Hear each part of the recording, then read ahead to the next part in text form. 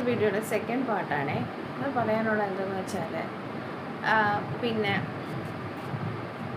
അപ്പോൾ ഈ പൈസ പിരിച്ച് എനിക്ക് തന്നെങ്കിൽ ഇത്രയും പേരുടെ മുമ്പിൽ നന്ദി കാണിക്കാൻ എനിക്ക് പറ്റുമോ? ഈ 100 പേരെടുത്ത് പോയി നന്ദി മനസ്സിലുണ്ട്, നമുക്ക് പുറത്ത് കാണിക്കാൻ നമ്മുടെ അഭിമാനം സമ്മതിക്കത്തില്ല. അപ്പോൾ നമ്മളവിടെ കുറ്റക്കാരായി മാറുക. അപ്പോൾ ആ വലിയ മനുഷ്യൻ അന്ന് പറഞ്ഞു, അങ്ങനെ വേണ്ട, നമ്മൾക്ക് 2 പേർക്ക് മിനിയുടെ നല്ല ഫ്രണ്ട്സിന് കൊടുക്കാം എന്ന് പറഞ്ഞു. And thank you so much. അത് എന്നെ രക്ഷിച്ചുള്ളൂ. ഈ 100 പേരോടും 100 പേരുടെ നിന്ന് ഇപ്പോൾ കാശ് എനിക്ക് മേടിച്ചു തന്നെങ്കിൽ ഞാൻ 100 പേരോട് എനിക്ക് തലകുനിക്കാൻ പറ്റുമോ? പറ്റത്തില്ല. എൻ്റെ അഭിമാനം, ഞാൻ നല്ല രീതിയിൽ ജീവിച്ച ഒരാളാണ്. അപ്പോൾ എന്നെ ഒരു അഹങ്കാരിയായി കണക്കാക്കും, മനസ്സിലായോ? അതുപോലെ ബോഡി ഷെയ്മിങ്, അത് ഞാൻ ഇന്ന് രാവിലെ കേട്ടോ. അതിൻ്റെ കാര്യം ഒട്ടച്ചിന്ന് വിളിക്കുന്നത് എന്തുവാ സോക്കേട്? പാർവതിയെ പരമേശ്വരനെയും മുരുകനെയും വള്ളിയും ദേവാനെയും മൂക്കടിച്ച് ചപ്പിക്കും ഞാൻ എല്ലാം ഒരു കളി സെൻസിലെടുക്കുന്നത്. കാരണം ഇത്രയേ ഉള്ളൂ ഹൃദയം. അത് നിന്ന് പോയാൽ നിന്ന്. അപ്പം ആരെന്ത് ചെയ്താലും നമ്മൾ നമ്മുടെ കാര്യങ്ങൾ ചെയ്യുക, തിരിച്ചു വരിക. തിരിച്ചൊന്നും പ്രതീക്ഷിച്ചിട്ടില്ല, അതുകൊണ്ട് വേദനയില്ല.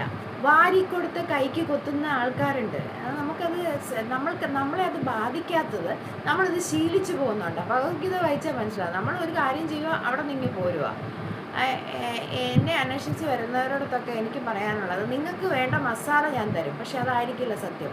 നിങ്ങളെ കാണുമ്പോൾ എനിക്കറിയാം നിങ്ങൾ ഏത് മസാലയായിട്ടാണ് വരുന്നത്. അതിന് നമുക്കൊരു ഉപാസനാമൂർത്തി വേണം.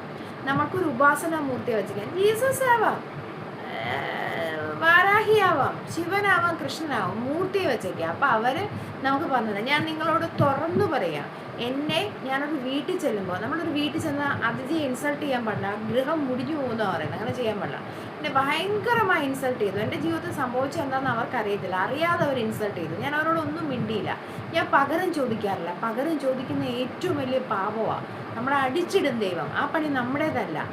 ഞാൻ ഉടനെ വന്നിട്ട് ഉപാസനമൂർത്തിയോട് പറഞ്ഞു, ഭഗവാനെ, ഭഗവതി, എന്നെ ഇങ്ങനെയൊക്കെ പറഞ്ഞല്ലോ, ഞാനിപ്പോൾ എന്താ ചെയ്യുക? ഓടിയില്ലേ ഇവിടെ നിന്ന്. പിന്നെ ഞാൻ ആ വീട്, ഒരിക്കലും ഞാൻ വിചാരിക്കാത്തൊരു സംഭവം അവിടെ അത് നടന്നു കാണാൻ ഞാൻ ഇഷ്ടപ്പെട്ടിട്ടല്ല കേട്ടോ.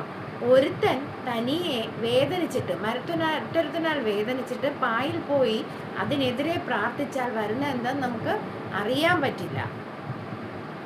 സോ ഞാൻ ആരെയും മനുഷ്യരെ ഉപയോഗിച്ച് ഉപദ്രവിക്കാനോ പകരം വീട്ടാനോ ഞാൻ നിൽക്കാറില്ല. ഞാൻ ഇത്രയേ ചെയ്യത്തുള്ളൂ. അതാണ് എൻ്റെ ജീവിത വിജയം എന്ന് പറയുന്നത്. ഞാൻ വളരെ ജയിച്ച ഒരാളല്ല. പരാജയങ്ങളിൽ 10-100ഓളം പരാജയങ്ങളെ ഓവർകം ചെയ്ത് ഇപ്പോഴും ജീവിക്കുന്ന ഒരാളാണ്. അപ്പോൾ ഐ ബിലീവ് ഞാൻ സ്മാർട്ട് തന്നെയാണ്. ഇനി ഈ മുടി ഇച്ചിരി മൊട്ട അടിച്ചിരിക്കുന്നത്, അതെനിക്ക് ഇച്ചിരി കാറ്റ് കയറാനും കംഫർട്ടബിളായി നടക്കാനും സ്റ്റൈലിഷ് ലുക്കിനും വേണ്ടിയിട്ടാണ്.